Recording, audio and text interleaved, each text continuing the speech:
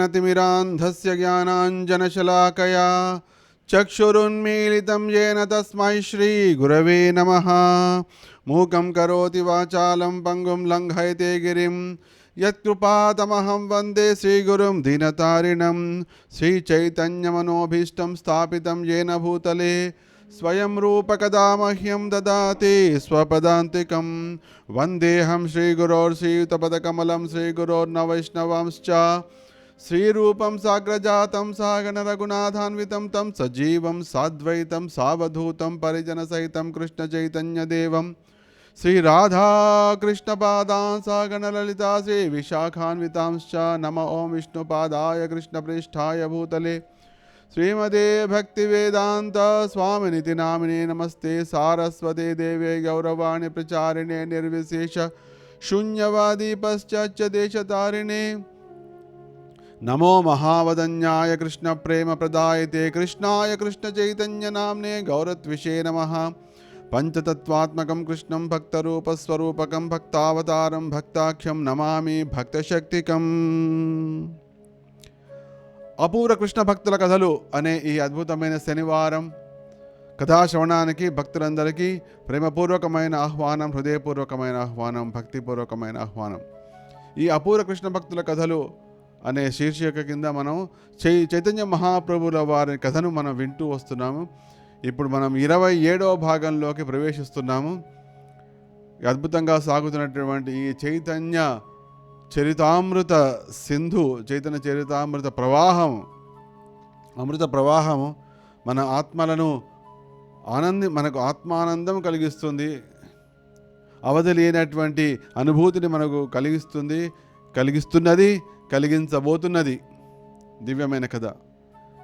ఇప్పుడు ప్రస్తుతం మనం ఈ చైతన్య మహాప్రభు కథలో మహాప్రభువుల వారు ఏ విధంగా అపారమైన కరుణను రూపగోస్వాముల వారి మీద, శ్రీల రూపగోస్వామి మీద కురిపించారో అనే విషయాన్ని మనం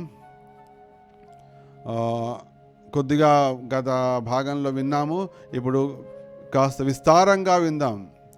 ఇవాళ కథ తక్కువగా ఉంటుంది, ఇప్పుడు వినబోయే దాంట్లో కథ తక్కువగా ఉండవచ్చు, కానీ ఉపదేశం మాత్రం చాలా గంభీరంగా ఉంటుంది. ప్రతి ఒక్కరికి, కృష్ణ భక్తిలోకి వచ్చిన వారికి, ఆధ్యాత్మిక మార్గాన్ని ఎంచుకున్న వారికి ప్రతి ఒక్కరూ కూడా స్పష్టంగా సావధానంగా వినవలసినటువంటి విషయం ఆధ్యాత్మికత అనేది ఎందుకు, ఆధ్యాత్మికలో మనం పురోగమిస్తున్నాము అనే దానికి సూచన ఏమిటి, దాని అటువంటి లక్షణాలు మనలో కనిపిస్తున్నాయా, కనిపించాయంటే దానికి లక్షణం ఏమిటి, సూచన ఏమిటి అనే విషయాలన్నీ కూడా మనకు ఈ భాగంలో మనకు వినిపిస్తాయి. ఈ వారం మనం అందరం విందాం. చైతన్య మహాప్రభు 10 రోజుల పాటు ప్రయాగలో శ్రీ రూపగోస్వామి వారికి వినిపించారు.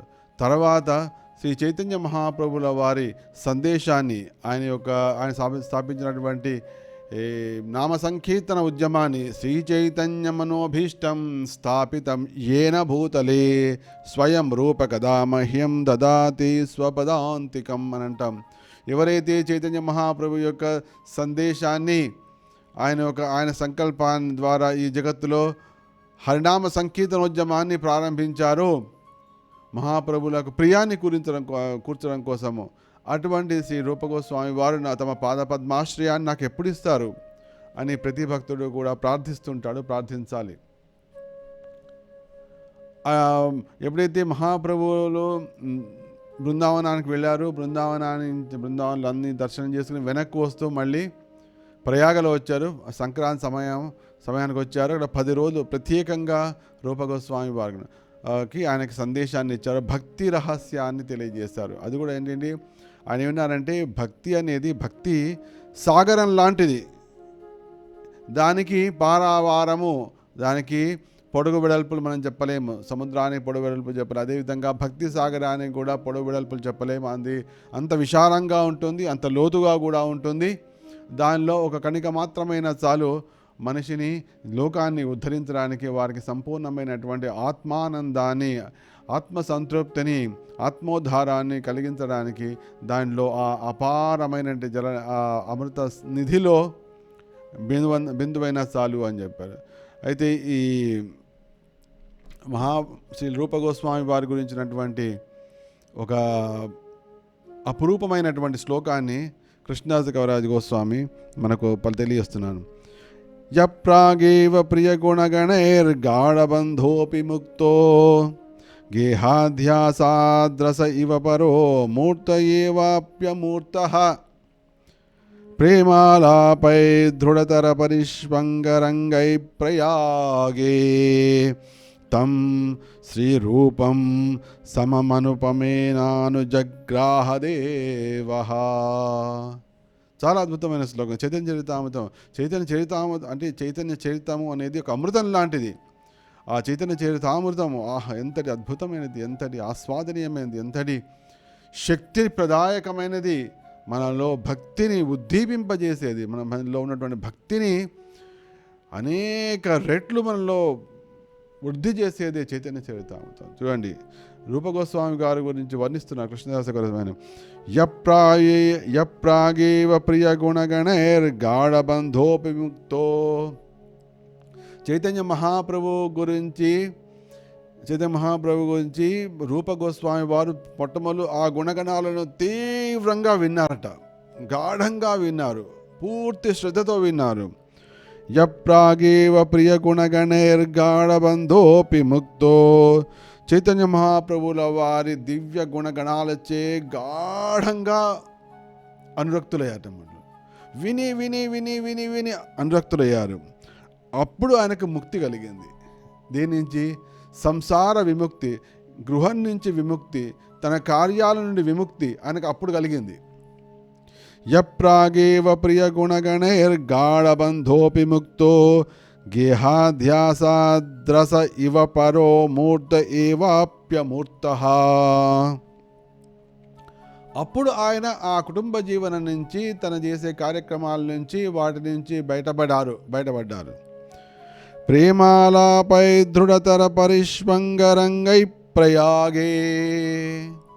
ఆ బయటపడి వచ్చినటువంటి అంటే ఆ తెల్లటి కాగితం లాంటి ఆయన హృదయం మీద అప్పుడు శ్రీ చైతన్య మహాప్రభు ఆలింగనం చేసుకుని ప్రేమాలాపై దృఢతర పరిష్వంగరంగై ప్రయాగే. అప్పుడు ఆయన ఆలింగనం చేసుకుని ఆయన హృదయంలో ఆ ప్రేమ వార్తలు, అంటే శ్రీకృష్ణుని యొక్క దివ్య వార్తలను, భక్తి వార్తలను ఆయన ప్రసాదించారు. ఒకటిగా తం శ్రీ రూపం, రూపగోస్వామికి సమమనుపమేనానుజగ్రాహదేవా. ఎందుకంటే రూపగోస్వామి ఒంటరిగా రాలేదు, తన సోదరుడిని అనుపమునితో పాటుగా వచ్చాడు, అనుపమునితో పాటుగా చేశాడు. కానీ ఇది రూపగోస్వామి శిక్షగానే చెప్పబడుతూ ఉంటుంది. అంతటి దివ్యమైనటువంటి కేవలం 10 రోజుల్లోనే, ఆ 10 రోజుల్లో చెప్పబడినటువంటి సందేశాన్ని రూపగోస్వామి వారు దివ్యంగా గ్రంథాల రూపంలో రచించి సమస్త మానవాళికి అందజేశారు. శాశ్వతంగా కృష్ణ ప్రేమ తత్వాన్ని, భక్తి తత్వాన్ని, కృష్ణ చైతన్య తత్వాన్ని అందించడం కోసం. అందుకోసం తర్వాత ఏమంటున్నారంటే, ప్రియస్వరూపే దైత స్వరూపే. ఆ రూపగోస్వామి వారి యొక్క మహిమ ఎటువంటిది అంటే, ప్రియస్వరూపే దైత స్వరూపే ప్రేమస్వరూపే సహజాభిరూపే నిజానురూపే ప్రభురేకరూపే తదానరూపే స్వవిలాసరూపే. రూపగోస్వామి యొక్క మహత్యాన్ని ఈ శ్లోకంలో కృష్ణదాస కవిరాజు చక్కగా పలుకుతూ, ఏ విధంగా తనకు అత్యంత ప్రియమైనటువంటి రూపగోస్వామి వారికి చైతన్య మహాప్రభు ఏ విధంగా శక్తి ప్రదానం చేశారు అని చెప్పడం కోసం ప్రియస్వరూపే అంటే స్వరూప దామోదర గోస్వామికి అత్యంత ప్రియమైన వారు రూపగోస్వామి వారు. అంటే స్వరూప గోస్వామి ఎవరు అంటే చైతన్య మహాప్రభుల అంతరంగికులు. మహాప్రభు దగ్గర స్వరూప దామోదరులు, తర్వాత రామానందరాయలు ఎందరూ ఎప్పుడు శాశ్వత దగ్గరగా ఉండేవాళ్ళు. రూపగోస్వామి, సనాతన గోస్వామి వాళ్ళ దగ్గరగా ఎప్పుడు ఉండలేవు. వాళ్ళకి ఆయన శక్తి ప్రదానం చేసి బృందావనం పంపేశారు.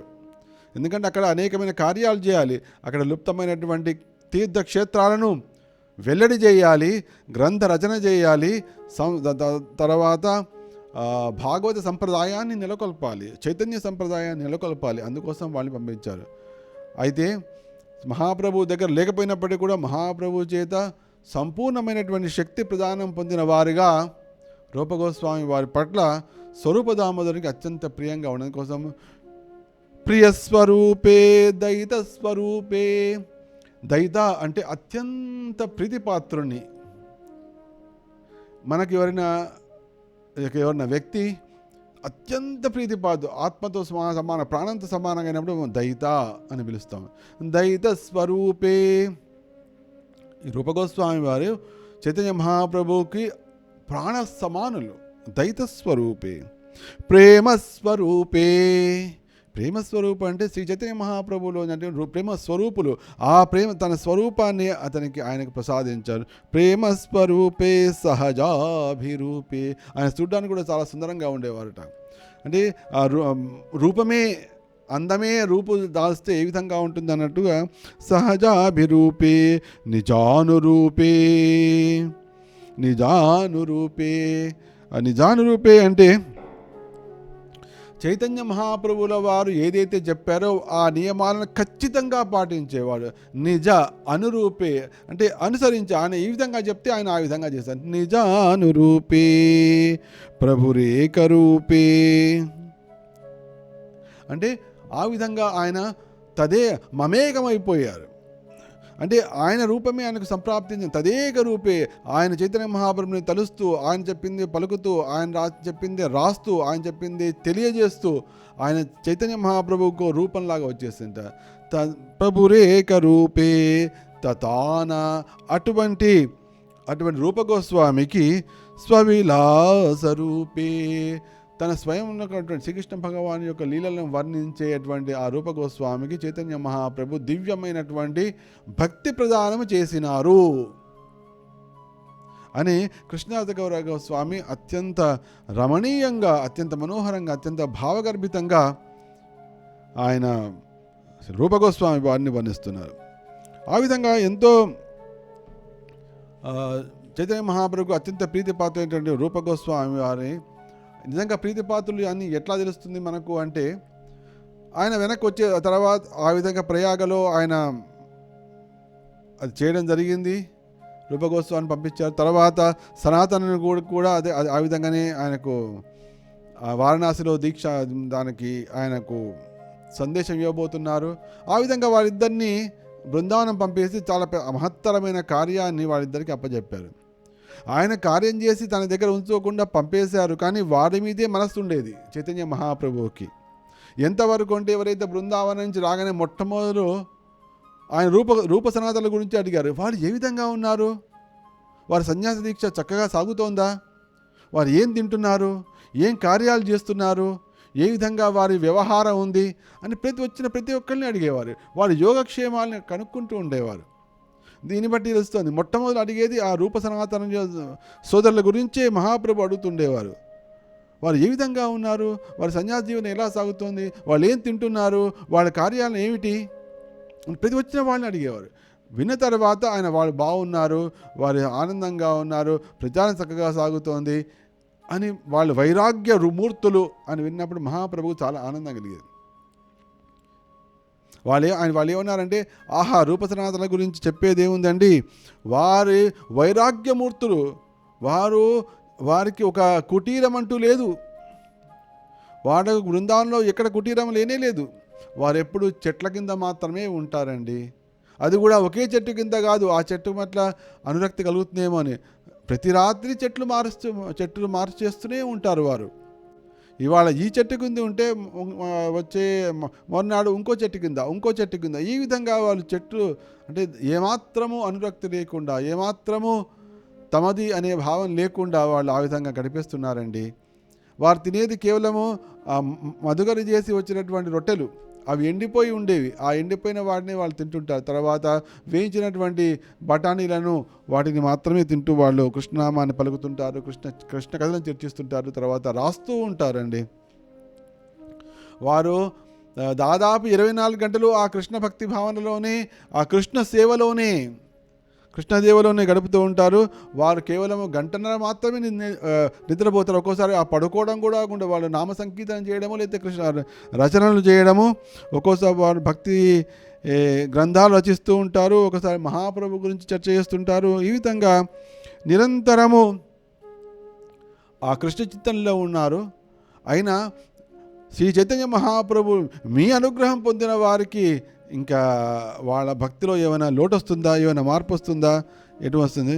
కాబట్టి ఎట్టి పరిస్థితుల్లో కూడా అది రాదు. ఆ విధంగా అన్నప్పుడు చైతన్య మహాప్రభువుకి చాలా ఆనందం కలుగుతుండే.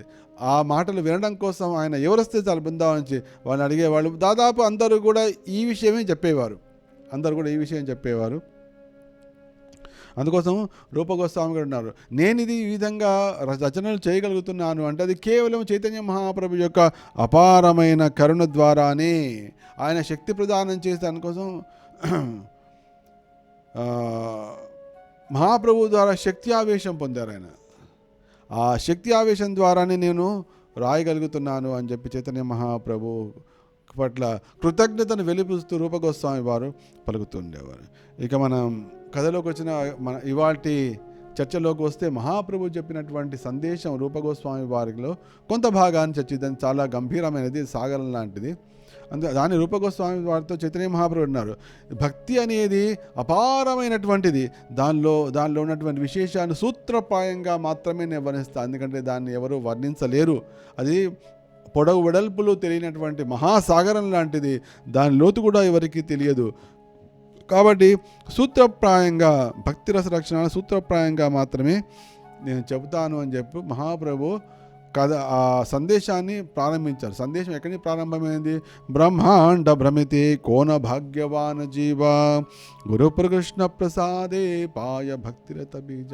ఇంతకీ జీవుడు ఏ విధంగా అంటే, జీవుడు వెంట్రుక యొక్క కొనను 100 భాగాలుగా చేసి దానిలో ఒక భాగాన్ని మళ్ళీ 100 భాగాలుగా చేస్తే ఎంత ఉంటుందో దానితోటి జీవుడి యొక్క పరిమాణాన్ని పోల్చవచ్చు అని ఆత్మ యొక్క లక్షణం చెప్పి, ఈ విధంగా ఉన్నటువంటి జీవులు అసంఖ్యాకంగా ఉన్నారు.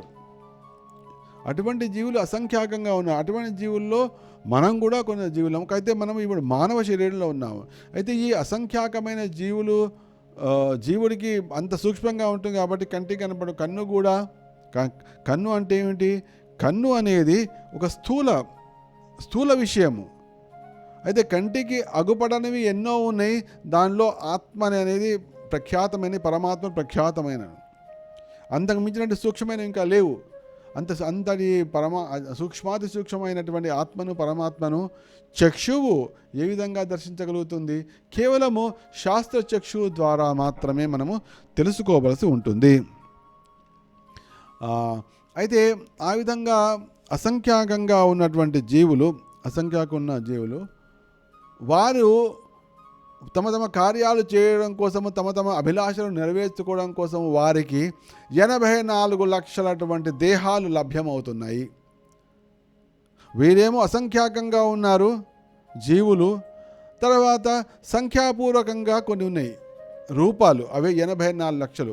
ఆ 84 లక్షల రూపాలలో ఈ జీవులు, అసంఖ్యాకున్న జీవులు తమ కోరికను దాన్ని వాళ్ళు స్వీకరించవచ్చు, లేదా తాము చేసినటువంటి కర్మల ద్వారా, కర్మఫలం ద్వారా ప్రకృతి వారికి ఆయా యొక్క శరీరాలను ప్రసాదిస్తూ ఉంటుంది. అయితే బ్రహ్మాండ భ్రమిత కోన భాగ్యవాన జీవ గురు కృష్ణ ప్రసాదే పాయ భక్తిలత బీజ. ఈ 84 లక్షల జీవరాశుల్లో కేవలం మానవులు కేవలము 4 లక్షలు మాత్రమే. మిగతా 80 లక్షల జీవరాశుల్లో భక్తికి, భగవతత్వాన్ని తెలుసుకోవడానికి, ఆత్మోద్ధారానికి, ఆత్మ సంతృప్తికి మిగతా 80 లక్షల జీవరాశుల రూపాలు, ఆ రూపాలు పనికిరావు. కేవలం 4 లక్షల మానవ రూపాలు మాత్రమే దానికి పనికి వస్తాయి జీవునికి. అయినా ఈ 84 లక్షల ఈ 4 లక్షల్లో దాదాపు సగం అంటే సగం వాళ్ళు అనాగరికులే, సంస్కారము లేని వారే. వాళ్ళు దాదాపు పశువులతో సమానమే అయి ఉంటారు. ఎందుకంటే వాళ్ళు కేవలం 4 కార్యాల్లో నెలకొని ఉంటారు. అదేమిటే ఆహారము, నిద్ర, భయము, మైథునము అనేటువంటి ఈ 4 కార్యాలు అవి 80 లక్షల జీవరాశులన్నిటికీ సమానమే ఉంటాయి. ఈ 4 లక్షల జీవరాశులకు కూడా ఈ 4 సమానమే. కాబట్టి ఈ 4 లక్షల్లో దాదాపు 50% కంటే ఎక్కువ వాళ్ళు అటువంటి మానవేతరమైన ఏ జీవజాలం ఉందో అటువంటి కార్యక్రమాలనే వారు చేస్తూ ఉంటారు. కాబట్టి 50% పోయింది. ఈ 50% పోయిన తర్వాత మిగతా 50% వాళ్ళు అంటే సంస్కారవంతమైన జీవితము, వేదా మార్గాన్ని చేసే వేదాలు చెప్పేటువంటి మార్గంలోనే వాళ్ళు జీవితాన్ని కొనసాగిస్తూ ఉంటారు. ఆ విధంగా 50%. అయితే ఆ విధంగా చేసే ధర్మపరులు అయితే ఉంటారో ఆ ధర్మపరుల్లో 50% మంది కర్మనిష్ఠులే ఉంటారు. దీని పద్యం ధర్మచారి మధ్య బహుత కర్మనిష్ట కోటి కర్మనిష్ట మధ్య ఏక జ్ఞాని శ్రేష్ఠ. వాళ్ళు ధర్మబద్ధంగా చేస్తున్నప్పటికీ వాళ్ళని కర్మనిష్ఠులు అంటారు. అంటే ఏంటి? తమ చేసే కార్యం ద్వారా కలిగే పుణ్యాన్ని వారు భోగించగోరుతారు. వాళ్ళని కర్మనిష్ఠులు అంటే ఎవరైతే తాము చేసి ధర్మబద్ధంగా ఉంటారో, పూజలు పునస్కారాలు చేస్తూ ఉంటారు, వీటన్నిటి కార్యక్రమాలు చేసినప్పటికీ కూడా వాటి ద్వారా వచ్చేటువంటి వరాలని వాళ్ళు భోగించగోరుతారు. కొంతమంది ధర్మనిష్ఠులై ఉండి యజ్ఞయాగాదులు చేసి పుణ్యాలు చేసి అనంతమైన ధనం సంపాదించినప్పటికీ వాళ్ళు తాము భోగించకుండా మళ్ళీ ఇతర జీవజాలకి ఇచ్చే ప్రయత్నం చేస్తుంటారు. వాళ్ళని లోకమంతా చాలా మెచ్చుకుంటుంది, చాలా జయకారాలు చేస్తారు. కానీ వారు కూడా కర్మనిష్ఠులే. అంటే వాళ్ళు భౌతికంగా భోగించాలని కోరుకోవట్లేదు, కానీ మానసికంగా భోగించాలని కోరుకోవట్లేదు. ఎందుకంటే అందరూ కూడా చాలా గొప్పవారండి, మీరు ఇన్ని 100 కోట్లు, ఇన్ని 1000 కోట్లు, ఇన్ని లక్షల కోట్లు మీరు ఖర్చు పెడుతున్నారు జీవుల యొక్క సంక్షేమం కోసము, వారికి లాభం చేయడం కోసము, వారి సుఖంగా ఉండడం కోసము, వారి దారిద్ర్యం తొలగిపోవడం కోసము, వారి ఆరోగ్యం బాగుపడడం కోసం మీరు ఇంతగా చేస్తున్నారండి, ఇంత గొప్పవారండి, మీరు దేవతా స్వరూపులు. ఆ మాట వాళ్ళకి వినాలనిపిస్తుంటుంది. అంటే శారీరకంగా భోగించకపోయినా కూడా మానసికంగా భోగించాలనేటువంటి వారికి సంకల్పం ఉంటుంది, వాళ్ళ లక్షణం కూడా ఉంటుంది. దాన్ని వాళ్ళని కర్మనిష్ఠులు అని అంటారు. సామాన్య జనులకు కంటే వాళ్ళు చాలా ఉన్నతులు, కానీ శాస్త్ర విషయంలో మాత్రం ఉండదు, కర్మనిష్ఠులు ఉంటారు. అయితే అటువంటి కర్మనిష్ఠుల్లో జ్ఞాని అయిన వాడు చాలా శ్రేష్ఠుడు. జ్ఞాని అంటే అతడు శారీరక మానసిక స్థితులను, బుద్ధి స్థితిని కూడా దాటి నేను ఆత్మస్వరూపుణ్ణి కాబట్టి జనులకు ఆత్మ గురించి తెలియాలి తప్ప, నేను కూడా ఆత్మానుభవాన్ని పొందాలి తప్ప నాకు ఈ పేరు ప్రతిష్టలు అక్కర్లేదు అనుకునేవాడు జ్ఞాని. అతడు తనను శరీరంగా చూడక మనసుగా చూడకుండా తను ఆత్మస్వరూపంగా చూస్తాడు. అయితే అటువంటి జ్ఞానులు చాలా తక్కువ ఉంటారు. ఉన్నటువంటి జ్ఞానుల్లో కోటి జ్ఞాన మధ్య ఏక హయజన ముక్త. నిజంగా అటువంటి జ్ఞానులే దుర్లభంగా ఉంటారు. అటువంటి దుర్లభమైనటువంటి జ్ఞానుల్లో 1,00,00,000 మంది ఉన్నప్పటికీ దానిలో ఒకడు ముక్తుడు అవుతాడు, నిజంగా ముక్తిని పొందేవాడు ఉంటాడు. అటువంటి ముక్తులైన వాళ్ళు కనుక 1,00,00,000 మంది ఉంటే ఒక్క కృష్ణ భక్తుడు దొరకడం కూడా ఈ జగత్తులో దుర్లభం. 1,00,00,000 ముక్త మధ్య దుర్లభ ఏక కృష్ణ భక్త. చైతన్యమావ చెప్తున్నా చూడండి. అంటే ఏంటి, ఎంత గంభీరమైన విషయం. చైతన్య మహాప్రభు రూపగోస్వామి వారికి తెలియజేసినటువంటి విషయం ఎంత గంభీరమైంది అంటే, అందరూ కూడా ఒకవేళ ధర్మపరులైనప్పటికీ ఎటువంటి వాళ్ళు పాపం చేయట్లేదు, ఎటువంటి వాళ్ళు దోషం చేయట్లేదు, ఎటువంటి అధర్మాన్ని చేయట్లేదు, ధర్మాన్నే పాటిస్తున్నారు. ఎవరికి హింస కానీ హాని కానీ ఏది చేయట్లేదు. పుణ్యాత్ములు, మహా గొప్పవారు. వారు వందలాది వేలాది కోట్లు కూడా వాళ్ళు జన సంక్షేమం కోసం ఖర్చు పెట్టేటువంటి, తమకంటూ ఏది ఉంచుకోకుండా చేసే వాళ్ళు ఉంటారు. ఉండొచ్చు. అటువంటి వారిలో జ్ఞాని అంటే ఆత్మతత్వాన్ని తెలిసినవాడు, ఆత్మను పరమాత్మనిలో ఏకం చేయడం కోసము ఆత్మ పరమాత్మని యొక్క అంశ అని తలచేవాళ్ళు జ్ఞాని. అటువంటి జ్ఞాని దుర్లభం. అటువంటి దుర్లభులైనటువంటి జ్ఞానులలో ఒకానొకడు మాత్రమే ముక్తుడు అయ్యే అవకాశం ఉంటుంది. ఆ విధంగా కోట్లాది మంది ముక్తులలో కృష్ణ భక్తుల్ని, ఒక కృష్ణ భక్తి పొందాలని కూడా అత్యంత పరమ దుర్లభము. అంటే ఏంటి, అంత గంభీరమైన స్థితి. ఇదేమిటండి, ఇంతమంది లక్షలాది మంది మనకు నామజపం చేస్తున్నారు, సంకీర్తనలు చేస్తున్నారు, మరి మీరు దుర్లభ ఏక కృష్ణ భక్త అంటున్నారు. మరి ఆ విధంగా కృష్ణదాస గోస్వామి రాశారు. చైతన్య మహాప్రభు ఆ విధంగా చెప్పారు, దుర్లభ ఏక కృష్ణ భక్త.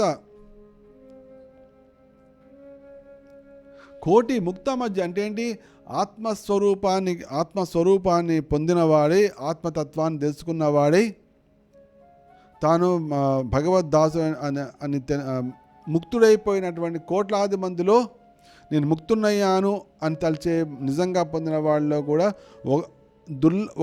ఒక కృష్ణ భక్తుడిని పొందినా కూడా అది చాలా దుర్లభం. మహాప్రభు ఇంతటి గంభీరమైన విషయాన్ని చెప్పారు. ఇది ఎట్లా అర్థం చేసుకోవాలి? అంటే మహాప్రభు ముందు చెప్తున్నారు ఆ విధంగా, కృష్ణ భక్త నిష్కామ అత ఏవ శాంత భుక్తి ముక్తి సిద్ధికామి సకలి అశాంత. ఏ వ్యక్తి అయినా అశాంతితో ఉన్నాడు అంటే తన కోసమో లేకపోతే తను ఈ జగత్తు నుండి బయటపడడం కోసమో ప్రయత్నిస్తూ ఉంటాడు.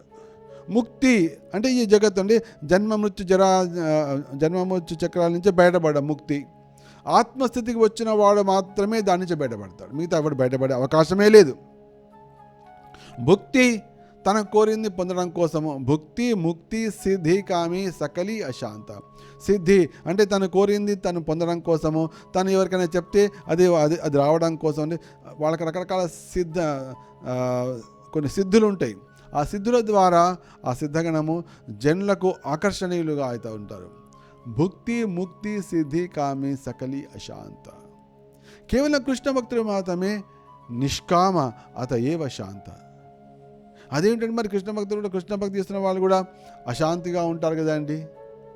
అంటే నిజమైన కృష్ణ భక్తుడు అంటే ఎవరు అంటే సంపూర్ణంగా ముక్తుడైనటువంటి వాళ్ళలో దుర్లభుడుగా కనిపించేవాడే కృష్ణ భక్తుడు. అంటే అతనికి శారీరక చింత ఉండదు, మానసిక చింత ఉండదు, బుద్ధికి సంబంధించినటువంటి చింత ఉండదు. తాను భగవదంశనే అని తెలుసుకుని పూర్తిగా అనుభూతం చేసుకొని నిజంగా ఈ జగత్తులో ఉన్నప్పటికీ కూడా ముక్తుడై ఉండేవాడు. ఈహాయస్య హరేర్దాసే కర్మణ మనసాగిర నిఖిలాశ్వపి అవస్థాసు జీవన్ముక్తస్య ఉచ్యతే. 24 గంటలు మనసా వాచా కర్మణ, 24 గంటలు మనసా వాచా కర్మణ కేవలం కృష్ణ సేవలోనే నెలకొని ఉండేవాడు, కృష్ణ ప్రీత్యర్థమే నెలకొని ఉండేవాడు ముక్తుడైనటువంటి వాడు. అటువంటి వాడు దుర్లభుడు. అతనికి ఉండే లక్షణమే అత ఏవ శాంత, అతడొక్కడు మాత్రమే నిష్కాముడిగా ఉండు. ఈ నిష్కాముడు అంటే ఏమిటి మరి నెక్స్ట్ వస్తుంది. దీనికి సంబంధించిన వివరాలు శ్రీల ప్రభుపాదుల వారు తమ భాష్యంలో చాలా వివరంగా వర్ణించారు. నిష్కాముడు అంటే కోరికలు ఉండవా? ఉంటాయి. ఎటువంటి కోరిక? శ్రీకృష్ణుని కోరికయే తన కోరిక. శ్రీకృష్ణుని యొక్క కోరిక ఏమిటి? అందరూ కూడా తన దగ్గరకు రావాలి, అందరూ కూడా తన దాసులు కావాలి. కృష్ణుని యొక్క 4 చెప్పాడు. మన్మన భవమద్భక్తో మధ్యాజీ మాం నమస్కురు, 4 కార్యాలు చెప్పాడు. తద్వారా అంటే ఏంటి? శ్రీకృష్ణుడే సమస్త యజ్ఞాల ఫలభోక్త. శ్రీకృష్ణుడే ఈ సమస్త జగత్తులకి పరమ పురుషుడు. శ్రీకృష్ణుడే సమస్త జీవులకు సుహృత్తు అని తెలుసుకున్నవాడే శాంతిని పొందుతున్నాడు అని స్పష్టంగా ఉంది. కృష్ణుడు ఇదే విషయం చెప్పాలని ప్రయత్నిస్తున్నాడు శాస్త్రాల ద్వారా. ఎవరైతే తమ జీవితాన్ని ఈ విషయం చెప్పడం కోసము, అంటే తన పేరు ప్రఖ్యాతులు పొందడం కోసం కాదు, అందరికీ ఈ సందేశాన్ని అందించాలనే ఆతృతతోటి, అందరికీ అందించాలనే అటువంటి పరమ సంకల్పంతో ఎవరైతే ఉంటారో అది తన కోరిక కాదు, అది కృష్ణుడి కోరిక నేను నెరవేరుస్తున్నానని భావించేవాడు అతడు మాత్రమే శాంతంగా ఉంటాడు. అతయేవ శాంత. మిగతా అందరూ మాత్రము తన అంటే గురువు చెప్పిన కార్యక్రమము, తర్వాత శ్రీకృష్ణుడు చెప్పినటువంటి కార్యక్రమాన్ని చేయడంలోనే వారిచ్చిన శక్తి ద్వారానే నేను చేస్తున్నాను. నాకు దీనిలో ఎటువంటి ఆదరాభిమానాలు, గౌరవము అక్కర్లేదు అని మనసా వాచా కర్మణ నమ్మి తాను దూరంగా ఉండేవాడు నిజంగా అత ఏవ శాంత. కాబట్టి ఏ విధంగా అయితే దీని భక్తివినోద్ ఠాకూర్లు కూడా దీనికి వివరణ ఇచ్చారు. ఏ విధంగా ఆయన ఏమన్నా అంటే, ఒక పిల్లవాడు ఉన్నాడు, పిల్లవాడు తల్లిదండ్రుల మీద ఆధారపడి ఉంటాడు, కానీ వాళ్ళు నన్ను కాపాడుతారు అని దాంతో వాడు ప్రేమ చూపించాడు. ప్రేమ చూపిస్తూనే ఉంటాడు, సహజంగానే వారి నుండి రక్షణ పొందుతాడు. అదేవిధంగా భక్తుడు ప్రేమ చూపించడం వరకే తన కార్యక్రమం, సహజంగానే అతడు శ్రీకృష్ణుని రక్షణను పొందుతాడు. ఇది అంటే వారికి ఎటువంటి చింత ఉండదు. తర్వాత తన తండ్రి అయినటువంటి శ్రీకృష్ణుడికి ప్రీతి కలిగించడమే ఆ భక్తుని యొక్క లక్షణమై ఉంటుంది. అటువంటి వాడు ముక్తానాం అభిసిద్ధానాం నారాయణ పరాయణ సుదుర్లభ ప్రశాంతాత్మ కోటిశ మహాముని. ఇది భాగవతం శ్లోకం కూడా ఆ విధంగా వచ్చింది. అయితే అటువంటి నిష్కాముడు, నిరంతరంగా శాంతిని పొందేవాడు అయినటువంటి భక్తిమయ జీవనము, భక్తి తత్వము ఏ విధంగా వస్తుంది? కృష్ణ భక్త నిష్కామ అత ఏవ శాంత. అటువంటి దివ్య స్థితి ఏ విధంగా వస్తుంది? ఇదొక ప్రశ్న. ఇది ఒక అందరికీ ఇది అందరూ ఆలోచించవలసినటువంటి విషయము. నిజంగా నిరంతరము నేను శాంతిగా ఉండాలి,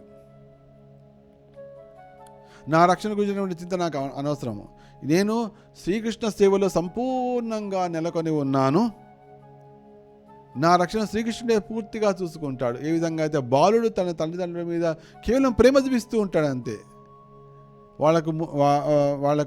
వాళ్ళతో ప్రియంగా మాట్లాడుతూ ఉంటాడు, వాళ్ళకి చేసిన తనకు కావాల్సినటువంటి ముద్దు పలుకులతో చేస్తూ ఉంటాడు. వాళ్ళు రక్షిస్తాడు అని అనుకోడు, ప్రేమ చూపిస్తూ ఉంటాడు, అంతే. ఆటోమేటిక్గా సహజంగానే తల్లిదండ్రులచే రక్షించబడుతూ ఉంటాడు.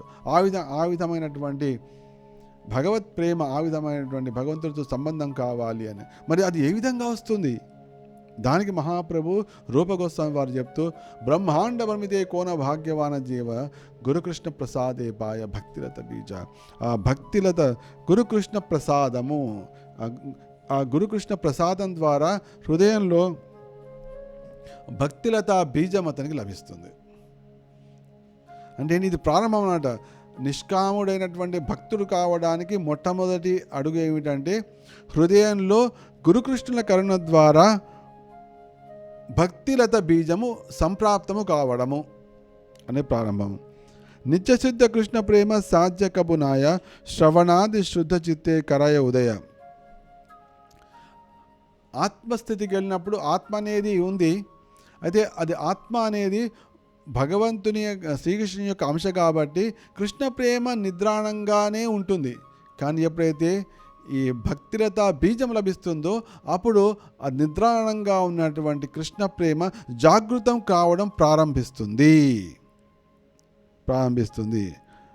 అయితే ఎప్పుడైతే మనం విత్తనం నాటుతామో, విత్తనం నాటినప్పుడు మొట్టమొదటి చేయవలసిన పని ఏమిటంటే, ఒక చిన్నగా ఒక గుంట తీసి ఆ గుంటలో ఆ బీజాన్ని పెట్టి తర్వాత దానికి మట్టి వేసి నీళ్లు పోయడం మొదలుపెట్టాలి.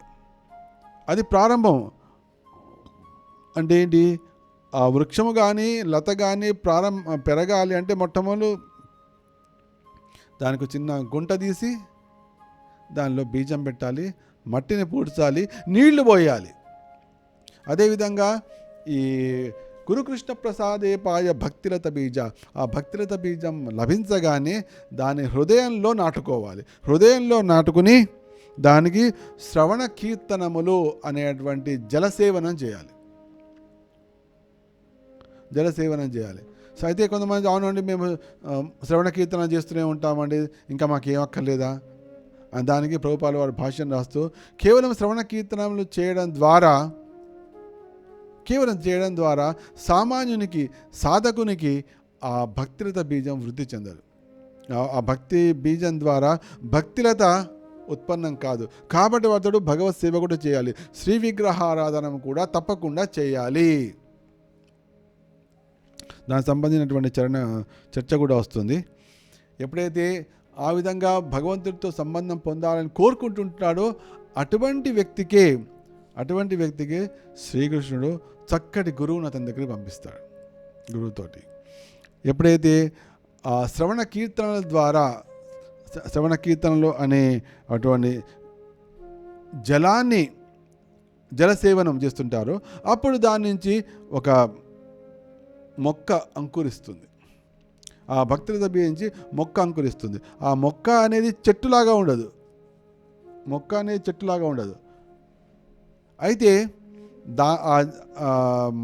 ఆ మొక్క ఒక తీగలాగా తయారవుతుంది. భక్తి అందుకోసం భక్తి లత అన్నారు, భక్తి వృక్షం అనలేదు. భక్తి లత ఆ అంకురించినది పెరుగుతుంటే ఇది లతగా ఉంది అని తెలుస్తుంది. ఆ విధంగా వస్తుంది. ఆ లత అది భూలోకంలో ఉన్నాం మనం కాబట్టి దానికి పైనటువంటి 7 లోకాలను దాటుతుంది. అది 7 లోకాలను దాటి బ్రహ్మలోకం కూడా వెళ్తుంది పెరిగి ఆ లత. దానికి తోడు అనేది దానికి ఆసరా ఏం లేదు. ఈ జగత్తులో ఒక తీగ పెరగాలి అంటే దానికి ఒక ఆసరా కావాల్సి వస్తుంది. అది మొక్కగా ఉన్నప్పుడు 2 ఆకులు ఉన్నప్పుడు దానికి ఏమక్కర్లేదు, దాని తల నిలబడుతుంది. ఇంకా పెరుగుతుంది, ఇంకా అక్కర్లే. ఇంకొక పెరగానే ఇట్లా వంగడం మొదలుతుంది. అప్పుడు దానికి మనం ఒక కట్టెను పాతాం. ఆ కట్టె మీదుగా అది సాగుతూ ఉంటుంది. అయితే ఈ భక్తిలతకు ఈ భౌతిక జగత్తులో ఎటువంటి ఆసరా లేదు.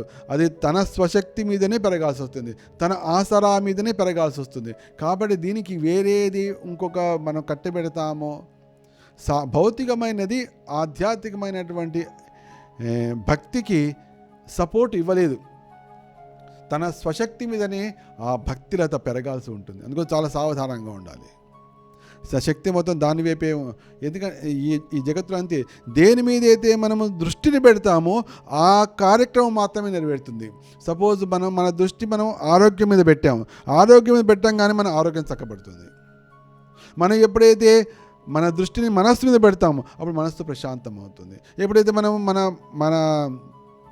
మన దృష్టిని బుద్ధి మీద పెడతామో అప్పుడు మన బుద్ధి చాకచక్యంగా అవుతుంది, చాలా దానికి పదునుగా తయారవుతుంది. ఎప్పుడైతే మన దృష్టిని ఆత్మ మీద పెడతామో అప్పుడు దానికి ఆత్మోద్ధారం కలుగుతుంది. దేని మీద దృష్టి పెడతామో, ఉదాహరణకి పిల్లవాడిని మనం వదిలిపెట్టాము, వాడు ఏదో చదువుకుంటాడే, మన దృష్టి పెట్టలేదు, పిల్లవాడు పాడైపోతాడు, చదువుకోడు. కానీ ఎప్పుడైతే దృష్టి పెడతామో పిల్లవాడి మీద, దృష్టి పెట్టగానే ఆ పిల్లవాడు మంచిగా చదువుకోవడం ప్రారంభమవుతుంది, అన్ని చెడు వాటిని బయటకు వచ్చేస్తుంటాడు. కాబట్టి దృష్టి పెట్టడం అనేది చాలా ముఖ్యము. ఏదేమైతే మనం దృష్టిని పెడతామో అప్పుడు ఆ విషయం బాగుపడుతుంది. అదేవిధంగా ఎప్పుడైతే మనం భక్తి మీద దృష్టి పెడతామో ఆ భక్తిలత దానికి ఎటువంటి అంటే మన దృష్టియే, మన సావధానతయే దానికి సపోర్ట్. ఆ భక్తిలతకు మన దృష్టియే అది సపోర్ట్ అన్నమాట. మన దృష్టి పెట్టగానే మనం దానికి జలసేచనం చేస్తుంటాము, అది పెరుగుతూ ఉంటుంది. పెరిగి అది బ్రహ్మలోకం దాకా వెళ్ళి తర్వాత బ్రహ్మాండాన్ని చీల్చుకుంటుంది. ఎందుకంటే మనకు ఉన్నటువంటి 14 లోకాలు కూడా ఒక అండంలో ఉన్నాయి, బ్రహ్మాండంలో ఉన్నాయి. దానికి ఆచ్ఛాదనలు ఉన్నాయి. ఆ ఆచ్ఛాదన పైన అటువంటి విరజా నది ఉంది, కారణోదకాలని. అయితే ఈ బ్రహ్మాండానికి చిల్లు చేసి ఈ భక్తిలత విరజా నదిలోకి ప్రవేశిస్తుంది. విరజా అంటే ఏంటి? ఆధ్యాత్మిక జగత్తుని భౌతిక జగత్తుని వేరు చేసేటువంటి నది లేతే సాగరమే, దాన్ని విరజా నది. దీని ప్రభుపాదుల వారి భాష్యం రాస్తూ వి అనే ప్రత్యయం అవుతుందో అదేంటంటే పూర్తిగా నశించడం. దాన్ని వి అనే ప్రత్యయము దేని సూచిస్తుంటే పూర్తిగా నశించింది. రజ అంటే రజస్సు, అంటే ఈ భౌతిక జగత్తుని రజోగుణానికి సూచన. ఇక్కడ అన్ని రజోగుణం ఉన్నప్పుడే పనులు చేయాలనిపిస్తుంది, రజోగుణం లేక సత్యగుణంలో ఉంటే పని చేయాలనిపించదు. ఈ భౌతిక జగత్తు మన రజోగుణంతో నిండిపోయి ఉంటుంది. రజస్తమో గుణాలు అధికంగా ఉంటాయి. ఆ రజోగుణంలో ఉండేటప్పటికి పనులు కావాలి. కాబట్టి విరజ, ఆ రజస్సు నుండి పూర్తిగా బయటపడినటువంటి స్థానమే కాబట్టి విరజా నది అంటే రజస్సు నుండి బయటపడ్డాడు అని అర్థం. ఈ విధంగా ఉంది. అప్పుడేంటంటే ఆ విరాన్ని దాటిన తర్వాత బ్రహ్మ తేజస్సు, ఆ బ్రహ్మ తేజస్సు కూడా దాటి నెక్స్ట్ అది గోలోకానికి చేరుకుంటుంది. గోలోకానికి చేరి అక్కడ శ్రీకృష్ణుని పాదపద్మాలను ఆశ్రయిస్తుంది. ఏమిటి? ఈ భక్తిలత. కింద భూలోకంలో ఉన్నటువంటి సాధకుడు తన దృష్టిని మొత్తం భక్తి మీదే పెట్టాడు. తన దృష్టియే ఆ భక్తిలతకు ఆసరా. అది వెళ్ళి దాటుతున్నాడు. విరజానదిని కూడా దాటాడు. తను దాటలేదు, ఆ భక్తిలత దాటింది. వెళ్ళి ఆ బ్రహ్మ తేజాన్ని దాటింది, గోలోకానికి వెళ్ళింది. అక్కడ గోలోకంలో ఉన్నటువంటి గోవిందుడు ఉన్నాడు, అక్కడ అతని పాద పద్మాలను ఆశ్రయించింది. ఎందుకంటే ఆ దేవదేవుడు గోలోకంలో కూడా ఉన్నాడు, రాధారమణుడై, రాధా సహితుడు సఖీగణముతోటి, సఖులతోటి, పార్షదులతోటి అక్కడ ఉన్నాడు. అదేవిధంగా ఇక్కడ అందరి హృదయాల్లో కూడా, సకల జీవ హృదయాల్లో కూడా ఉన్నాడు. ఆ విధంగా వెళ్ళి శ్రీకృష్ణుని యొక్క పాదపద్మాలను ఆశ్రయిస్తుంది ఆ భక్తిరత అని చైతన్య మహాప్రభు చక్కగా ఆయన వర్ణిస్తున్నారు. ఆ విధంగా వెళ్ళిన తర్వాత శ్రీకృష్ణ అంటే అప్పటిదాకా ఒంటరిగానే వెళ్ళాల్సి వస్తుంది, ఎటువంటి సపోర్ట్ లేకుండా. సపోర్ట్ అక్కడ కేవలము దృష్టి పెట్టడమే సపోర్టు. అది వెళ్ళి మొత్తానికి శ్రీకృష్ణుని పాదాలను పట్టుకుంటుంది, శ్రీకృష్ణుని పాదాలకి చుట్టుకుంటుంది. అప్పుడు దానికి సపోర్ట్ వచ్చింది. దానికి అప్పుడు దాకా సపోర్ట్ లేదు, పైకి పెరిగింది. శ్రీకృష్ణుని ఇక్కడ పాదాల దగ్గర ఆశ్రయాన్ని పొందగానే దానిలోంచి భక్తి ఫలము, ప్రేమ ఫలము అనే దానికి ఒక పండు పండుతుంది. చైతన్య మహాప్రభు ఈ దివ్యమైనటువంటి ఈ విషయాన్ని తెలియజేస్తున్నారు. రూపగోస్వామి వారి ద్వారా మనందరికీ తెలియజేస్తున్నారు. అని భక్తి అనేది ఏ విధంగా ఇనుమడిస్తుంది, ఏ విధంగా సాగుతుందని చెప్పడం కోసం. ఆ విధంగా వెళ్ళినటువంటి శ్రీకృష్ణుని యొక్క పాదపద్మాన్ని ఆశ్రయించగానే అది స్వస్థతను పొంది అది నిర్భయంగా అవుతుంది. ఆ నిర్భయంగా అయినటువంటి అప్పుడు ఆ భక్తికి ఒక ఫలం వస్తుంది.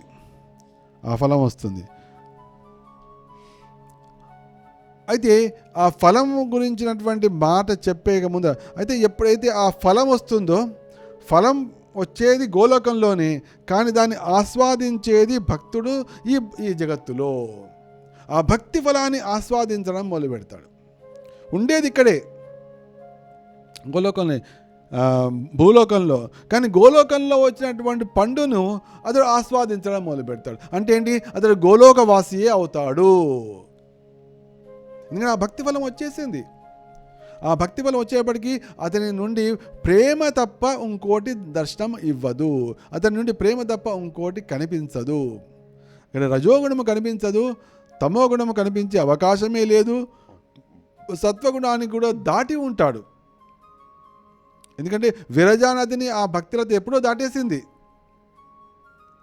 అతడు సోత్సాహంగా అతడు ఏదైనా పనులు చేస్తుంటే తన కోసం పని చేయట్లేదు, కృష్ణుడి కోసం పని చేస్తున్నాడు. కాబట్టి రజోగుణంగా చెప్పాడు. రజోగుణం అంటే ఏంటి?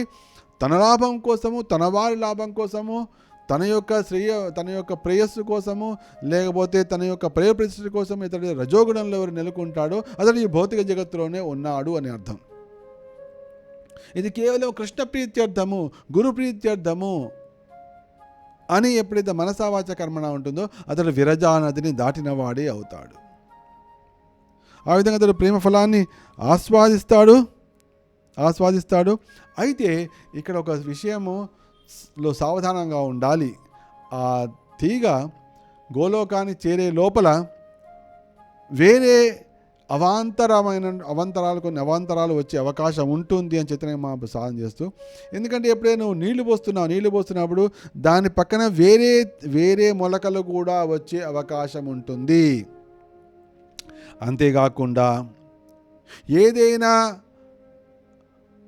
వేరే విషయం, సపోజ్ ఈ తీగ మంచిగా సాగుతుంది, ఇంతలో ఒక పెద్ద ఏనుగు వచ్చింది ఆ తోటలోకి. ఆ ఏనుగు రాగానే ఏనుగుకి ఆ తీగను తెంపివేయడం ఏదైనా కష్టమైన పనే కాదు.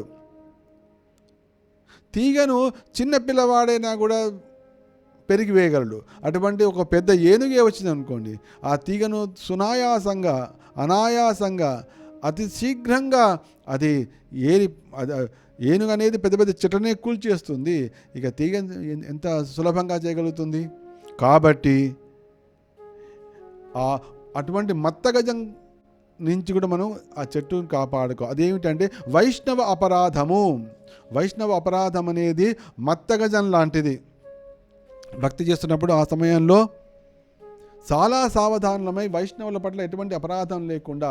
కాబట్టి నువ్వు మొట్టమొదటి తెలుసుకోవాలి వైష్ణవుడు ఎవరు, మహావైష్ణవులు ఎవరు, ఇది తెలుసుకోవాలి. తెలిసి కానీ తెలియక కానీ ఎట్టి పరిస్థితుల్లో కూడా వైష్ణవుల పట్ల అపరాధం కలగకూడదు. కలిగింది అంటే భక్తిలతను కూకటి వేళ్ళతో పెళ్ళగించేటువంటి ఏనుగు సిద్ధపడింది అని అర్థము. కాబట్టి మనం నామ సంకీర్తన చేస్తున్నప్పుడు దశవిధమైనటువంటి నామ అపరాధాల నుంచి బయటపడాలంటారు, చెప్తుంటారు. దానిలో మొట్టమొదటి అంటే వైష్ణవ నింద. వైష్ణవ నింద నుంచి పూర్తిగా బయటపడాలి, వైష్ణవ అపరాధం నుంచి పూర్తిగా బయటపడాలి. అప్పుడే నువ్వు భక్తిలతకు చక్కగా నీళ్లు పోస్తున్నావు, అది పెరుగుతోంది. కానీ పక్కనే ఒక ఏనుగును కూడా పిలుచుకొచ్చావు. ఆ ఏనుగే వైష్ణవ అపరాధము. అప్పుడు ఆ తీగ పైకి పెరగడం కాదు కదా, అది ఫస్ట్ తన కూకటి వేళ్ళతోనే పెకిలి వేయబడుతుంది. ఈ విషయంలో సావధానంగా ఉండాలి. ఇది ఒకటి. ఇంకొకటి ఏమిటి అంటే, ఒకటేమో కాబట్టి దానికోసం కంచెలు ఏర్పాటు చేసుకో. ఆ ఏనుగు రాకుండా ఒక పెద్ద కంచె ఏర్పాటు, అంటే మంచి ముళ్ళతోటి ఇనుప తీగలతోటి ఒక పెద్ద కంచెలాగా ఏర్పడితే ఒకవేళ ఏనుగు వచ్చినా కూడా అది ఆ భక్తులతను తాకకుండా మనం సురక్షితంగా ఉంచగలుగుతాం. ఇక రెండవది ఏమిటి అంటే, ఏనుగు రావట్లేదు కానీ ఆ భక్తులత పాటుగా వేరే చిన్న చిన్న చిన్న మొలకలు రావడం వల్ల పెట్టినాయి. ఇది కూడా చాలా అందుకప్పుడు ఏంటి, శక్తి మొత్తం వాటి కూడా పోతుంటుంది. ఆ పక్కన ఉండే మొలకలు ఏమిటి అంటే, నిషిద్ధాచార కుటినాటి జీవహింసన లాభ పూజ ప్రతిష్టాది యత ఉపశాఖగణ. దీనిలో 6 రకాలైనటువంటి చిన్న చిన్న వేరే మొక్కల గురించి కూడా చైతన్య మహాప్రభు చెప్పారు. ఏమిటంటే, తగనట్టి వ్యవహారం చేయడము అంటే ఏంటి, ఒక వైష్ణవుడైన వాడికి అటువంటి కార్యం చేయడం తగదు. అటువంటి కార్యాలు చేయకపోవడం, అటువంటి కార్యాలు చేస్తున్నాడు అంటే పక్క నుంచి మొలకలు వచ్చేస్తున్నట్టు అని. తర్వాత రెండవదేమో కుటిల వ్యవహారము. కుటిల వ్యవహారం అంటే వాడికి ఇంకొకరికి అపకారం చేసేది, ఇంకోళ్లకు అపవాదు కలిగించేది, ముందరొకటి వెనకొకటి చేసేది, ఇటువంటి కార్యం కూడా కుటిల వ్యవహారము. ఈ కుటిల వ్యవహారం అనేది ఏదో భక్తి మార్గంలో ఉన్నవారో వారికి అది విషాహారముతో సమానం. విషాహారం తిన్నవాడు బతికి బయటపడే అవకాశం లేదు. కాబట్టి ఎట్టి పరిస్థితుల్లో కూడా ఈ కుటిలత్వము కానీ ధర్మ విరుద్ధమైనటువంటి వ్యవహారం కానీ ఉండకూడదు. జీవులను హింసించడం అనేది ఉండదు. నాకు లాభం కలగాలి, నేను లాభపడాలి దీని నుంచి అనే భావన ఉండకూడదు. నాకే ప్రతిష్ట కావాలి, నన్ను అందరూ మెచ్చుకోవాలి, నేను గొప్పవాడిని కావాలి, అందరు నన్ను పూజించాలి అనే ఈ భావాలని, నాకు గౌరవం కావాలి, అందరు నన్ను పూజించాలి, అందరు నన్ను మెచ్చుకోవాలి, నాకు లాభం కలగాలి అనే భావాలనయో ఇవన్నీ కూడా పక్కగా వచ్చేటువంటి కలుపు మొక్కలు. తర్వాత కాబట్టి ఈ కలుపు మొక్కలు కూడా రాకుండా చూసుకోవాలి. చైతన్య మహాప్రభు రూపగోస్వామి వారికి చక్కగా, ఎందుకంటే ఇవన్నిటిని కూడా మనం పెంచి పోషిస్తే మనం చేసేటువంటి శ్రవణ కీర్తనలు ఆ నీళ్లు, అప్పుడు దానికి నీళ్ళు తక్కువ పోతాయి, భక్తులకు నీళ్ళు తక్కువ పోతాయి, వీటికే ఈ కలుపు మొక్కలకే నీళ్ళు ఎక్కువ పోతాయి. అప్పుడు ఈ కలుపు మొక్కలు ఎక్కువ పెరుగుతుంటాయి, భక్తులతో అప్పుడు కనిపించకుండా, ఎందుకంటే ఇవి చాలా ఫాస్ట్గా పెరుగుతాయి, చాలా ఏపుగా పెరిగిపోయి ఆ భక్తిలత కూడా దానిలో కనిపించకుండా పోతుంది. అంటే భక్తిలత నెమ్మదిగా నశించిపోతుంది. కాబట్టి భక్తుడైన వాడు సావధానుడై ఏ విధంగా అయితే ముళ్ళ కంచెని ఏర్పాటు చేసి ఏనుగు రాకుండా చూశాడో, మత్తగజము వైష్ణవ అపరాధం అనే మత్తగజం రాకుండా కాపాడాడో, అదేవిధంగా ఈ పూజ లాభం పొందాలని, లేకపోతే తనకు ప్రతిష్ట పొందాలని, తనందరూ పూజించాలని, తర్వాత లోపల కుటిలత్వం కానీ, ధర్మ విరుద్ధమైన ఆచరణ కానీ, జీవహింస చేయడం కానీ, ఇవన్నిటి ఉన్నటువంటి చిన్న చిన్న కలుపు మొక్కలని ఎప్పటికప్పుడు అతడు త్రుంచి వేయాలి. ఎప్పటికప్పుడు కూకటి వేళ్లతో పెరిగి వేయాలి. అప్పుడే గోలోకానికి చేరి అక్కడ పండినటువంటి ఆ భక్తి ఫలాన్ని అప్పుడు ఈ భూలోకంలో ఉన్నటువంటి సాధకుడు దాన్ని ఆస్వాదించగలుగుతాడు. ఎప్పుడైతే ఆస్వాదిస్తాడో అప్పుడు అతనికి ధర్మార్థ కామ మోక్షాలు చాలా తుచ్చంగా కనిపిస్తాయి. మోక్షం పొందాలని ప్రయత్నించాడు. అప్పుడు నేను కృష్ణ సేవలో ఉన్నాను, ఇప్పుడు నేను కృష్ణునితో సంబంధంలో ఉన్నాను, కృష్ణుడు ఏం చేయమని చెప్పాడో అది చేస్తున్నాను, నేను ఆల్రెడీ ముక్తుణ్ణి, కాబట్టి మోక్షం ఇంకెక్కడ ఉంటుంది? అతడు పరమధర్మంలోనే ఉన్నాడు కాబట్టి ధర్మ అర్థ కామ మోక్షాలు ఉండవు. అంతా కూడా కృష్ణమయం జగత్తుగా కనిపిస్తుంది. అదే నిజంగా భక్తి ఫలం ద్వారా భక్తి ఫలాన్ని ఆస్వాదించినటువంటి వ్యక్తి యొక్క వ్యవహారం ఆ విధంగా ఉంటుంది. అప్పుడు అన్నీ కూడా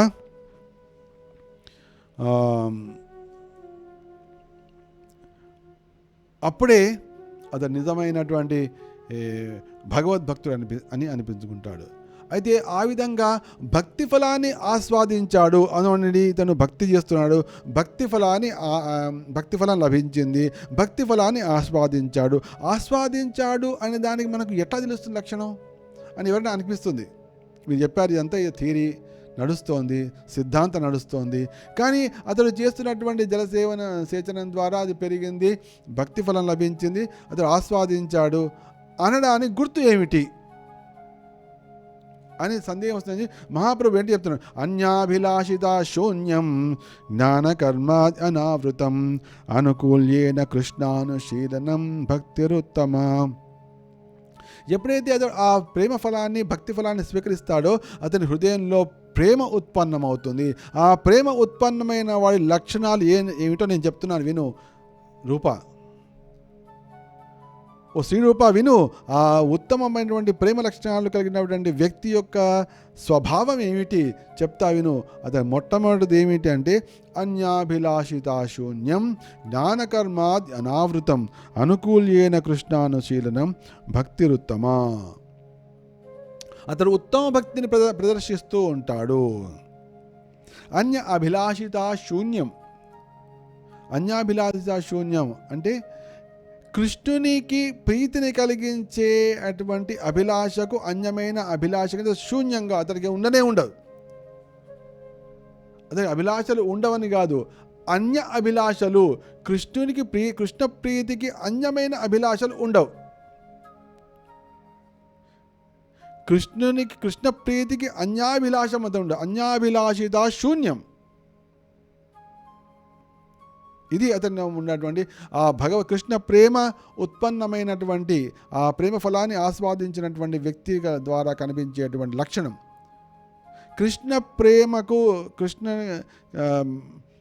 కృష్ణునికి ఇష్టమైన కార్యానికి కృష్ణ ప్రేమైన కార్యానికి అన్యమైన కార్యము అభిలాషంలో ఉండదు.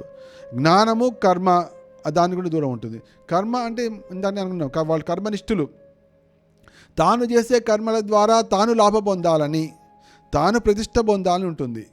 అటువంటి కర్మలు ఉండవు అందరికీ జనులకు లాభము చేయాలని, కృష్ణ భక్తి ద్వారా లాభం చేయాలనుకుంటాడు తప్ప వాళ్ళకి ఏదో చేయాలని లాభం చేయాలని అనుకోవడం. జ్ఞానము ఇది కూడా చాలా ముఖ్యమైనది. అంటే ఏంటి? భగవతత్వం సంపూర్ణంగా తెలిసిన వాడే ఉంటాడు. తను ఆత్మస్వరూపుణ్ణి, తను భగవద్ అంశను అనేటువంటి అంటే భగవంతుల్లో ఐక్యము కావాలి అనేటువంటి భగవంతులో అనేటువంటి ఆలోచనలో ఉండదు. జ్ఞానము కర్మ అనావృతం అనుకూల్యేన కృష్ణుడికి అనుకూలంగా సేవ చేయాలి అనే కార్యక్రమంలో ఉంటాడు. అయితే నిజంగా అటువంటప్పుడు అతడు సంఘానికి దూరంగా ఉంటాడా అండి? లేదు, సంఘాల్లోనే ఉంటాడు. అతడు చేసేటువంటి కృష్ణానుశీలన ద్వారా రాజకీయంగా కానీ, ఆర్థికంగా కానీ, ధర్మబద్ధంగా కానీ, లేదా సామాజికంగా కానీ సమస్త మానవులకు లాభమే కలుగుతుంది. ఎందుకంటే శ్రీకృష్ణులోనే సమస్త జీవులు ఉన్నారు. శ్రీకృష్ణుని సంతృప్తి పరచాలనే ప్రయత్నంలో ఉన్నాడు. అప్పుడు సమస్త జీవులకు ఆర్థికంగా కానీ, సామాజికంగా కానీ, సాంస్కృతికంగా కానీ, రాజకీయంగా కానీ అన్ని విధాలుగా వారికి లాభమే కలుగుతుంది. ఎందుకంటే కృష్ణుల్లోనే అందరూ ఉన్నారు కాబట్టి ఇది చాలా ముఖ్యమైనది. అతను పూర్తిగా జ్ఞానం నుంచి కానీ వాటి నుంచి కూడా అతడు పూర్తిగా బయటపడి ఉంటాడు. ఇది శుద్ధ భక్తి. ఇదే శుద్ధ భక్తి, ఇదే ప్రేమ భక్తి. శుద్ధ భక్తి, ప్రేమ భక్తి. అప్పుడు సర్వోపాధి వినిర్ముక్తం తత్పరత్వే నిర్మలం ఋషికేశ సేవనం భక్తి రుచ్యతే. అంటే అతడు సమస్త ఉపాధుల నుంచి బయటపడి ఉంటాడు. అంటే ఏంటి? నేను బ్రాహ్మణుణ్ణి, అదేంటి, లేకపోతే నేను రాజును, నేను పెద్దవాడిని, నేను అది, నాది దేశం ఇది, ఈ విధంగా అనేక ఉంటాయి, ఉపాధులు ఉంటాయి. ఈ సమస్త ఉపాధులు అంటే స్థావర జంగమదేకి నాదేకి తారామూర్తి. అతడు రూపాలని చూడడు, సర్వ ఉపాధుల నుంచి బయటపడి ఉంటాడు. తత్పరత్వేన నిర్మలం. అతడు నిర్మల హృదయుడై ఉండి తన సమస్త ఇంద్రియాల ద్వారా ఆ ఋషికేశుడిని సేవించేటువంటి కార్యక్రమాల్లో ఉంటాడు. అతడికి రకరకాలటువంటి ముక్తులు అయితే సాలోక, సారూప్య, సామీప్య, శాస్త్రి, ఇటువంటి రకమైన ముక్తులు ఉన్నాయి. వీటన్నిటిని కూడా దూరంగా ఉంటాడు. ఒకటే లక్ష్యం అతనిది.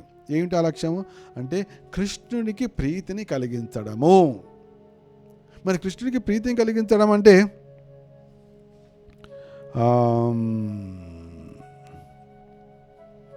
ఏమిటి అనే విషయం కూడా రూపగోస్వామి వారికి చైతన్య మహాప్రభు చెప్పబోతున్నారు. అందుకని ఈ ప్రయాగలో చెప్పబడినటువంటి దివ్య సందేశం ఎంత, ఆ 10 రోజుల కార్యక్రమం 10 రోజులు ఎంత అద్భుతమైందంటే, భక్తిలో మనకు ఎటువంటి సందేహాలున్నా, భక్తిలో మనం సరిగ్గా వెళ్తున్నామా లేదా అని పరీక్షించుకోవాలన్నా ఆ 10 చైతన్య మహాప్రభు రూపగోస్వామి వారు చెప్పినటువంటి సందేశాన్ని చక్కగా విశ్లేషించాలి, అధ్యయనం చేయాలి, దాని గురించి చర్చించాలి. నేను ఎక్కడ ఉన్నా, చైతన్య మహాప్రభు చెప్పిన దాని ప్రకారము నేను ఎక్కడ ఉన్నా, భక్తిలో ఎక్కడ నాకు ఆటంకాలు వస్తున్నాయి, నేను ఎక్కడ ఆగిపోయాను, నేను పురోభివృద్ధి చెందుతున్నానా లేదా అనే విషయం మనకు తెలియాలి. అంటే మనకు మనమే సెల్ఫ్ ఎనాలిసిస్, సెల్ఫ్ ఎవాల్యుయేషన్ చేసుకోవాలి. అంటే రూపగోస్వామి వారికి ఇచ్చినటువంటి ఉపదేశమే మనకు మార్గదర్శనము. రూపగోస్వామి వారికి అయితే అటువంటి పరిస్థితిలో వాళ్ళకి భుక్తి ముక్తి అనే పిశాచులు అతని హృదయంలో ఉండవు. నా మనుగడ ఏ విధంగా, నేను ఏ విధంగా ఈ జగత్తు నుంచి బయటపడతాను అనేది ఉండదు వాళ్ళకి. నేను ఏ విధంగా కృష్ణుడికి ప్రీతిని కలిగిస్తాను, అది వాళ్ళ సంకల్పం ఉంటుంది. వాడి హృదయంలో పిశాచి అనేది ఉండనే ఉండదు. అయితే ఎప్పుడైతే ఆ విధంగా కృష్ణుడి కోసమే అనురక్తి, కృష్ణుడి కోసమే చేయాలి, కృష్ణుడికి ప్రియ కావాలి అని ఏదైతే శ్రద్ధ ఉందో అది మెల్లమెల్లగా అనురక్తిగా, కృష్ణానురక్తిగా మారుతుంది. అదే కృష్ణ ప్రేమగా మారుతుంది. అంటే ఏంటి? దానిలో కొరత అనేది ఉండదు, దానిలో తగ్గుదల అనేది ఉండదు. తగ్గుదల అనేది ప్రసక్తే లేదు. తల్లికి గర్భంలో శిశువు, ఇప్పుడు ఆవిడకి గర్భవతి అయింది, ఆ క్షణం నుంచి లోపల ఉన్న ఆ సంతానం ఎవరో కూడా తెలియదు, ఆడ మగ తెలియదు, కానీ తల్లికి అప్పటి నుంచే ప్రారంభమవుతుంది. లోపల ఎవరున్నారు తెలియదు, అయినా కూడా లోపల నా బిడ్డ చక్కగా ఉండాలి, అందుకోసం చక్కగా తినడం, ఈ రకరకాలు చేస్తూ ఉంటుంది.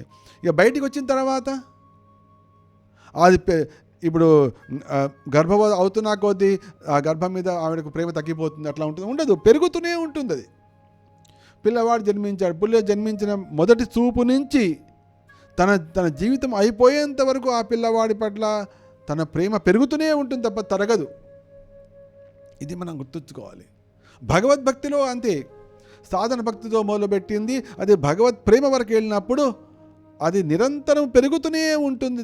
కానీ అది స్టాగ్నెంట్, ఒక స్తబ్దత, అది ఎటు పెరుగాకుండా అట్లా ఉండే ప్రసక్తే లేదు.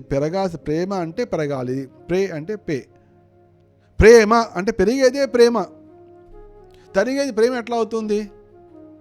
తరిగేది కార్యం, తరిగేది అనేది కార్యం ఉంటుంది.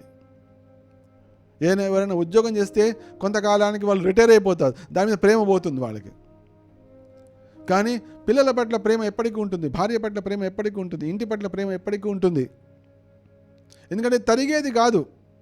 అదేవిధంగా భగవద్భక్తిలో, భగవత్ సేవలో కూడా తరుగుదల ఉండకూడదు. అదే భగవత్ ప్రేమ. మనకు తరుగుదల వస్తోంది అంటే మనం ప్రేమ నుండి విముఖులమయ్యాము, ప్రేమకు మనం దూరం అయిపోతున్నాము అని అర్థం. పెరిగేదే ప్రేమ.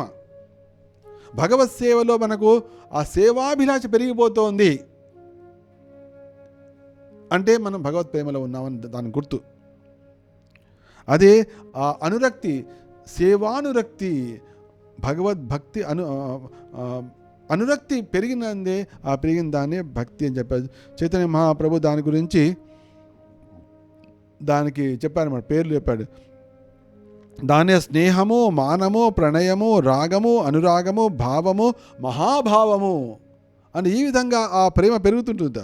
ఫస్ట్ స్నేహము, మానము, ప్రణయము, రాగము, అనురాగము, భావము, మహాభావము పెరుగుతూ ఉంటుంది. ఇట్లా పెరిగిపోతుంటుంది. ఇది ఎటువంటిది అంటే చైతన్య మహాప్రభు చక్కటి ఉదాహరణ ఇస్తున్నాడు. మంచి నిర్మలమైనటువంటి, అతిశుద్ధమైనటువంటి చక్కెర, అతిశుద్ధమైనటువంటి చక్కెర రావడానికి ముందు అనేకమైనటువంటి మార్పులు చేర్పులు కలుగుతుంటాయి. అదేవిధంగా మహాభగవత్ ప్రేమ అనేది రావడం కోసం అనేకమైన మార్పులు కలుగుతుంటాయి. ఈ విశుద్ధమైనటువంటి, పరిపూర్ణమైనటువంటి, స్వచ్ఛమైనటువంటి చక్కెర రావడానికి ఎన్ని మార్పులు ఉన్నాయి? మొట్టమొదటి ఏమిటి? దానికి ఎగ్జాంపుల్ చెప్తున్నా ప్రభు చైతన్య మహాప్రభు. ఏమిటంటే మొట్టమొదలు దానికి చెరుకు గడ నుంచి, అంతేగా మనకి చక్కెర రావాలంటే చెరుకు గడ, అది నిర్మలమైన, పవిత్రమైన, పూర్ణమైన, సంపూర్ణమైన చక్కెర రూపంలో రావడానికి అనేకమైన మార్పులు వస్తాయి. అదేవిధంగా విశుద్ధమైనటువంటి కృష్ణ ప్రేమ రావడానికి అనేకమైనటువంటి వెనక ఉన్నాయి అని మహాప్రభు చెప్తున్నారు. అయితే ఏ విధంగా చక్కెరలో ఎన్ని ఉన్నాయి మార్పులు? అది మొట్టమొదలు ఆ చెరుకుగడ బీజము, మొట్టమొదలు అదే మనకు భక్తిరత బీజ, చెరుకుగడ బీజము, తర్వాత చెరుకు గడ వస్తుంది. దాని చెరుకు గడ నుంచి తర్వాత చెరుకు రసము, చెరుకు గడ బీజము, చెరుకు గడ, తర్వాత చెరుకు రసము. ఆ చెరుకు రసం తర్వాత వచ్చేది, ఆ చెరుకు రసాన్ని మరిగించినప్పుడు బెల్లం రసం వస్తుంది. ఆ బెల్లం రసం నుంచి బెల్లం వస్తుంది. ఆ బెల్లం తర్వాత మళ్ళీ దాని చక్కెర పాకము, తర్వాత కండ చక్కెర, తర్వాత ఉత్తమ చక్కెర.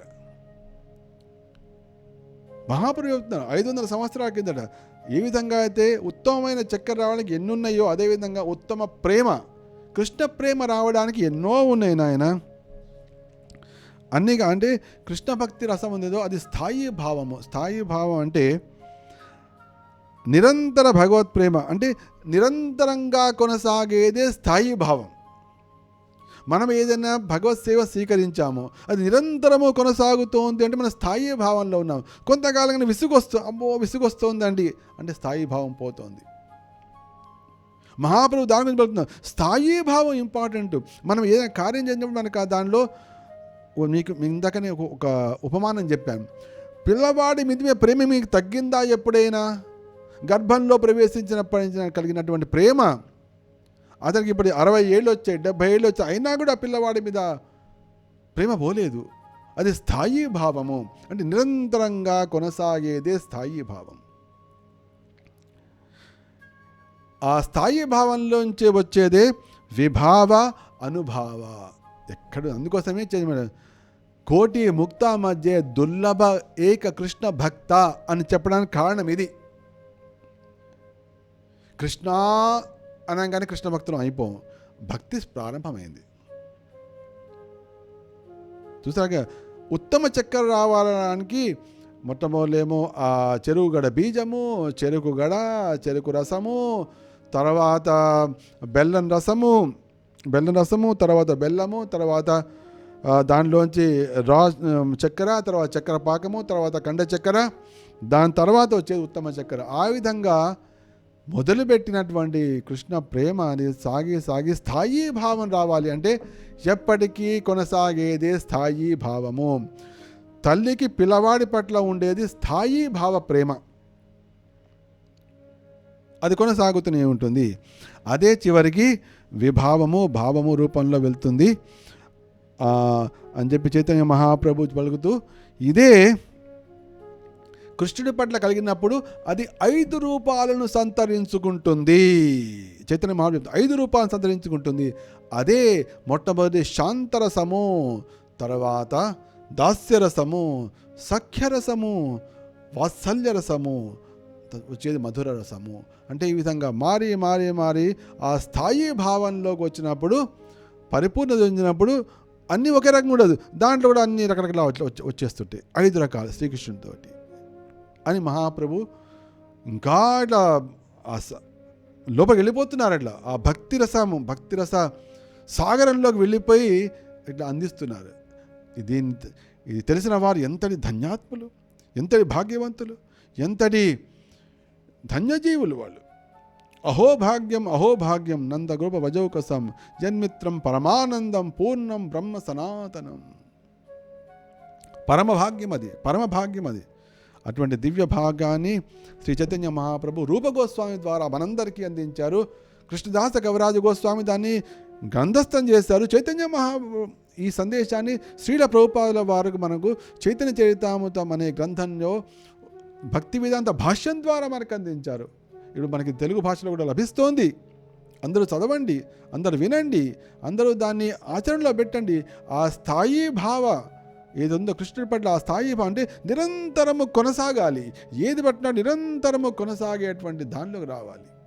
అప్పుడే అది అనురక్తిగా అనురక్తి పెరిగి ప్రేమ స్వరూపాన్ని పొందుతుంది. ఆ ప్రేమ అనేక రూపాలను పొందుతుంది. ఆ రూపాలు ఏమిటి అనేది, రూపగోస్వామి ఏమి చెప్పారు అనేది మనం వచ్చే వారం విందాం. అంతవరకు విన్నదాన్ని ఆకలింపు చేసుకుని సంపూర్ణమైనటువంటి స్ఫూర్తిని పొందండి, ఆనందాన్ని పొందండి.